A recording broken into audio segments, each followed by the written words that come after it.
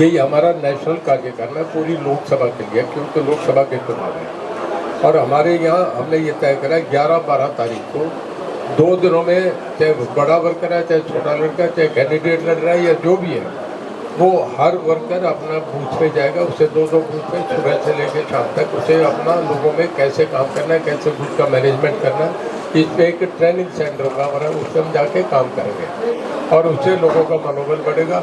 हमारा पूरा वर्कर जो है वो टीम एक्टिव हो जाएगी और गांव स्तर पे हमें वोट डलवाने के लिए हम कोशिश करेंगे कि 90+ पोल करवाएं। और इसका एक बहुत बड़ा मैसेज होगा, उसका वोटर में भी जागरूकता है कि हमारा काम जो अब तक हम कर रहे हैं उस दिन हमारा एकदम 90% तक काम हमारा कवर हो जाएगा। ये करके आज ये एक एक्सरसाइज थी। बाकी आज सावित्री जी सर, मतदाता ये जानना चाहता है कि कैंडिडेट का व्यक्तिगत प्रोफाइल कैसा होना चाहिए, ये शिक्षा कैसी होनी चाहिए। आम मतदाता ये जानना चाहता है आपके प्रतिद्वंदी जो है, आपकी छवि और उनकी छवि और उनका व्यक्तिगत जो प्रोफाइल है उसके बारे में थोड़ा सा बता दीजिए। देखिए, आम मतदाता पहले तो ये देखता है कि पार्टी कौन है। अगर भारतीय जनता पार्टी का नाम आता है तो 90% आदमी सुनने को तैयार हो जाते हैं कि हाँ सुने कौन पार्टी उनके मनपसंद की पार्टी है। एक नई पार्टी हो तो उसको लोग जानते नहीं कौन पार्टी को जाएगा भी नहीं। फिल्म देखते हैं ना, जब फिल्म में आता है कि एक्टर कौन है, कि दिलीप कुमार एक्टर कौन है, कि उसमें सलमान खान, तो फिर लोग उसको उसके लिए क्रेज बढ़ता है। देखिए, यहाँ प्रधानमंत्री का उम्मीदवार कौन है, ये मोदी साहब की पार्टी है। भारतीय जनता पार्टी के लिए दुनिया में पहचान है, हिंदुस्तान में नहीं सब जगह जानते हैं। भारतीय जनता पार्टी देश की नहीं दुनिया की सबसे बड़ी पार्टी है, सबसे ज़्यादा मेंबर है। किसी भी देश में 2 बार 3 बार कहीं प्रधानमंत्री का चुनाव नहीं होता। हमारे तीसरी बार एक ही व्यक्ति को लोग दोबारा तीसरी बार भी देश का प्रधानमंत्री बनाना चाह रहे हैं। इंदिरा गांधी को भी 1970 में एक ब्रेक आ गई थी, कंटिन्यूस नहीं बनी। इतनी बड़ी एक्सरसाइज है, 145 करोड़ लोग वोट करेंगे। 145 करोड़ देश का ये आबादी का देश है। अमेरिका का जैसे चुनाव होता है, हर देश के इकोनॉमिक रिलेशन, उनकी अगली मार्केट, तो हिंदुस्तान बहुत मोडाइज करके दुनिया की निगाह इस पर लगी है। सर, दिन के प्रचार के साथ साथ आपने रात्रि पड़ाव शुरू कर दिया, कितना बेनिफिट्स इसका मानते हैं? मैं जिस गांव में रुका उसमें रात के मैं 2 बजे तक, जो पुराने चौधरी लाल के प्रचार से थे गाँव, तो पूरे ही उनके हुआ करते थे। मैं जिस घर में भी गया उस पूरा परिवार के 150 वोट थे, 200 वोट थे, सारे साथ हो गए। रात में मैं रुका हूँ, कोई 2000 वोट जो एकदम दूसरी तरफ से हमारे साथ जुड़े हैं। सर, सुबह 1 मिनट, सुबह मैं एससी भाई जो हमारे वाल्मीकि समाज और रामदासिया परिवार के थे, 700-800 लोग थे, ट्रैक्टर चला के मैं उनके बीच में गया, बैठ के उनके साथ चाय भी नाश्ता किया। तो उन्हें बहुत हौसला हुआ कि ये हमें ठीक हम लोगों को देखेंगे। इस बात का बड़ा अच्छा मैसेज आता है, लोगों में अपनापन आता है। सर, भूपेंद्र हुड्डा ने आपकी सरकार के 3 MLA तोड़ दिए, आपकी सरकार अब खतरे में, क्या? देखिए, ऐसा है, सरकार खतरे में नहीं है। आप लीगली देखें, वोट ऑफ कॉन्फिडेंस या वोट ऑफ नो कॉन्फिडेंस एक बार आता है, 6 महीने के बाद उसकी फिर तो उसकी आवश्यकता नहीं होती। नंबर 2 कि जो मेंबर टूट के जाता है, जैसे मैं जब बीजेपी ज्वाइन करी टिकट किया तो मैंने रिजाइन करा, विधानसभा से पहले रिजाइन करा, फिर पार्टी ज्वाइन करी। जो 3 मेंबर टूट के गए वो उनकी तो मेंबरशिप ही खत्म हो गई, वो MLA ही नहीं रहेंगे। अगर वो गए तो उसका कोई फर्क। देखिए, चुनाव के मौके पे आज से नहीं सदा से एक प्रक्रिया है कि जिन लोगों को टिकट के जो चाहवान होते हैं, जहाँ यहाँ नहीं मिलते दूसरी जगह जाके अपने टिकट पता करने के लिए MP भी जाते हैं, MLA भी टूट के जाते हैं। ये हमेशा से होता रहा, आज नई चीज़ नहीं है। वहाँ टूट के गए, कल को इधर भी कहीं टूट के आ जाएंगे। अब जैसे हमारे जोगी राम जी हैं, वो हमें हमारा साथ दे रहे हैं, बहुत ये होता है। ये कोई एक माइनर चीज़। अब तो सामने मेन इशू जो है वो लोकसभा का चुनाव है, विधानसभा। सर, तकनीकी रूप से जो कॉन्फिडेंस वोट लिया था वो पिछली सरकार ने लिया था, अब ये नई सरकार बनी है, इसने तो नहीं लिया।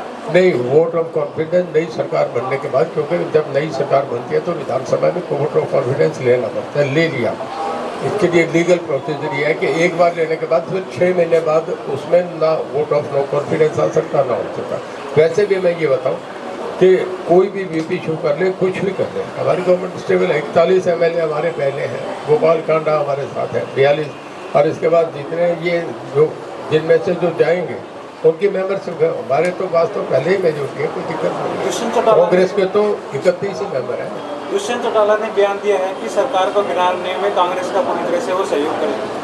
देखिए, वो कांग्रेस के साथ देंगे नहीं देंगे, उनके साथ MLA कितने साथ देंगे ये देखना, जब प्रैक्टिस होगा तब पता लगेगा।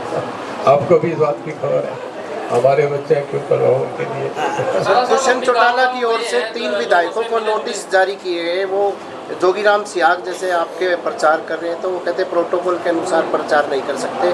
उनके खिलाफ नोटिस भी जारी किया, अगर जरूरत पड़ी तो हाईकोर्ट में भी जाएंगे। देखिए, ये चीज़ें हैं, प्रक्रिया एमएलए भी इन बात को जानते हैं, उन्हें भी पता है। कई बार लोगों का साइकोलॉजिकल ऐसी बातें बिठाने के लिए उनका साहब को भी करना पड़ता है, उन्हें भी करना पड़ता है। इन एक्सरसाइज ये वो चंदा मामा वाली कहानी है, चंदा मामा दूध के कुएँ पकाए दूध के, इन कहानियों में कोई दम नहीं है। लीगल मैटर जो सारी बात है वो ये चुनाव है। चुनाव में सबको परेशानी होती है। हम 10 की 10 जीत रहे हैं, हमारे सामने कहीं नहीं। मैं आपको ये भी दावा कर रहा हूँ, आज कह के जा रहा हूँ, भूपेंद्र सिंह हुड्डा भी हारेंगे पहले से ज़्यादा, मतलब दीपेंद्र हुड्डा पहले से ज़्यादा वोट हो जाएगा, ये बात से कह रहा हूँ। भूपेंद्र सिंह हुड्डा ने सर रोड शो में ये कहा है कि जयप्रकाश जेपी को जिता दो, हरियाणा की सरकार भी कांग्रेस की बना दो। मैं एक बताऊँ आपसे, देखिए, हुड्डा साहब केवल एक बात कर रहे हैं। कांग्रेस इस बात से खत्म हुई कि सोनिया गांधी ने, प्रणब मुखर्जी, उसके बाद आपके शरद पवार, नरसिम्हा राव और ममता बनर्जी, जो बड़े बड़े नेता थे, उनको दरकिनार करते गए कि ये राहुल के गांधी के रास्ते में प्रधानमंत्री में आड़े नहीं है। और इस एक्सरसाइज में कांग्रेस खत्म हो गई, राहुल गांधी प्राइम मिनिस्टर नहीं बने। यही काम हुड्डा साहब कर रहे हैं। हुड्डा साहब ने शैलजा, किरण चौधरी, आपका रणदीप सुरजेवाला, कैप्टन अजय चौधरी, वीरेंद्र सिंह, सबको एक तरफ। आप में एक भी चेहरा नजर आया उस दिन जब रोड शो था, तो सामने जो फोटो लगी थी, भूपेंद्र सिंह हुड्डा, जयप्रकाश, दूसरी तरफ जो था उदयमान और दीपेंद्र हुड्डा। कहीं आपने सोनिया गांधी और राहुल गांधी को वो तो प्लान कर रहे हैं कि किसी तरीके से हमें पिछली बार जैसे जेजेपी को मौका मिल गया, अगर कहीं विधानसभा में हमारे 10-12 बन गए तो मेरे बेटे को डिप्टी चीफ से तो बना, तो मैं भी कोई अलायंस में कोई मौका मिले तो शामिल हो जाऊँ। वो तो पहले से कांग्रेस से अपना रास्ता अलग करने का प्लान कर रहे हैं, इस इलेक्शन से बोल रहे हैं। और मैं आपसे बताऊँ कि पिछली बार भी हुड्डा साहब कह रहे थे, दोनों आ रहे थे, हुड्डा साहब भी आ रहे हैं, हुड्डा साहब का बेटा। अब तो इस करके वो हौसला छोड़ गए। अब कहते हैं 2 लड़ेंगे तो जरूर आएंगे, अब तो एक पे जोर कर लो, सारी ताकत वहाँ लगे ताकि कहीं जान बच जाए। ये कोशिश नहीं। सर, जैसे पहले शुरुआत के दौर की बात करें, कुलदीप बिश्नोई, एक तरह से कैप्टन अभिमन्यु, ये सारे थे कि फील्ड में नहीं उतरे थे, अब एक तरह से फील्ड में उतर गए, तो चुनाव जितना कितना आसान मानते हैं आप? देखिए, आज से है ना, सावित्री जी जिंदल अभी आपके सामने उठे गए हैं, जिनके बेटे का चुनाव और माँ चुनाव छोड़ के यहाँ चुनाव में है, तो आप ये समझो ना कितना सीरियस की चुनाव में हमारी मदद कर रहे हैं। पिछली बार वो मतलब इनएक्टिव थे, वो कहीं एक्टिव नहीं थे, और उसके बाद भी हम 145 बूथ में जीते और हिसाब से हमारी लीड 69,000 की थी। अब जब वो परिवार साथ आ गया तो आप ये समझिए कि शहर से हमारी लीड 1 लाख से होगी। अगर हमारा 90% पोल हो गया तो हम 1 लाख से भी ऊपर वोटों से जीतेंगे। नंबर 2, आपका एक प्रचार है ना उन लोगों का, आज भव्य बिश्नोई अपने हल्के में कल से लग रहे हैं और 15 तक उसका गाँव का डे टू डे रात दिन प्रोग्राम है। कैप्टन अभिमन्यु 3 दिन करके, परसों में गया था, उसका भतीजा मेरे साथ सारे दिन था। 13 को नागौर की रैली है, उसमें सब होंगे। हमारा प्रचार बड़ा तेजी से उठा है, आज कहीं है ही नहीं। 3 दिन से उनका तो कोई रोड शो में भी सारा जीरो हो गया, उसका मामला तो है कि उसका तो एक बार आया था जेपी उसके बाद करते। देखिए, लोग जो आप कैंडिडेट की बात कह रहे थे, पार्टी मैटर करती है कि भारतीय जनता पार्टी में सरकार, आप नहीं जानते, मीडिया सब जानते हैं कि सरकार भारतीय जनता पार्टी की होती है। नंबर 2, एज कैंडिडेट जो छवि देखी जाए, मैं ये तो नहीं कहता मैं युधिष्ठिर हूँ, आज के ज़माने में युधिष्ठिर तो है ही नहीं, पर ये है कि लोगों में हमारी इमेज ठीक है कि रणजीत सिंह गलत आदमी नहीं है। मतलब मैं अच्छी छवि कहूँ ये बढ़िया नहीं, और लोगों में ये है कि आदमी ठीक है। और जेपी की जो छवि है ना, वो ग्रीन ब्रिगेड का जो सबसे बड़ा सरगना था वो था। यहाँ जो घटनाएं हुई शहर में जब वो रहता रहा, वो लोग यहाँ वो काले कड़े से बने हुए पहने हुए ऐसे बाजार में घूमते, किसी को अच्छे नहीं लगते। आप भी जानते हो, मैं भी जानता हूँ। चौटाला साहब, कई गांवों के अंदर जैसे विरोध हुआ, उन गांवों के अंदर के लोगों का कहना ये है कि विरोध होने से ग्राफ बढ़ा है, घटा नहीं है, इसको किस प्रकार? हाँ, बिल्कुल ऐसा ही हुआ है कि कुछ लोगों ने, इन लोग क्या करा के, जैसे मैं रात तालू में दरनाना में रात को 10 बजे मीटिंग करके आया, बड़े बड़े गाँव में कहीं विरोध नहीं था। एक गाँव में 4 आदमी थे, वो भेजे हुए आदमी होते हैं, प्लांटेड आदमी होते हैं, वो एक वीडियो बनाते हैं कि बस मुर्दाबाद मुर्दाबाद, और अपने झंडे दिखा के वो ये करके अपना 10,000-12,000 रुपये उन्हें पार्टी कांग्रेस देती है, वो लेके चले जाते हैं। उसके बाद गांव ने विरोध करा, गांव की मीटिंग हुई, मुझे बुलाया और बुला के कहने लगा एक तरफा इन लोगों का सामाजिक बहिष्कार करते हैं। ये वो है नहीं कि विरोध नहीं, एक्ट वापस हो गया, आंदोलन खत्म है।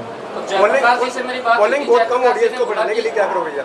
पोलिंग देखिए बहुत कम हो रही है। हमारे यहाँ मैं आपसे बता रहा हूँ, हम जो ये मीटिंग कर रहे हैं ना 11-12 की, हम पे जो है उन पे तो कोई सामान ही नहीं, उन पे तो ना पोलिंग लिस्ट है, ना कोई दफ्तर है, ना कोई सामान है, वो कुछ भी नहीं। हमारा तो बहुत एक्टिव तरीके से होगा। मैंने आपसे बताया 90% से भी फोन क्रॉस करेंगे। हम तो इतनी तैयारी करके बैठे हैं, हमारा तो बूथ लेवल पे सब तैयारी है।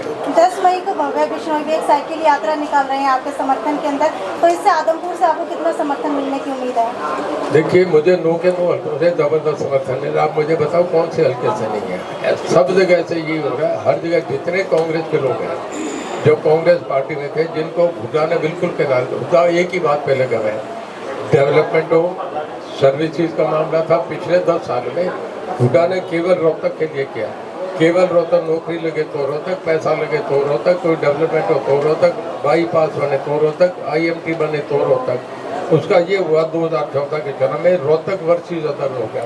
पहले हिसार, भिवानी, सिरसा, फतेहाबाद, जींद, कुरुक्षेत्र, करनाल सब इस बात पे खड़े हुए, तो बिना रोहतक को देखता ही नहीं। और हुड्डा इस बात से पॉलिटिकली खत्म हो गए। हुड्डा अब भी लोगों को ये है कि हुड्डा रोहतक के लिए करेगा, वो क्षेत्रवाद की राजनीति करता है, उसका कहीं नहीं है। सारी जगह बीजेपी बहुत अच्छे मार्जिन से बढ़ेगी। बहुत धन्यवाद।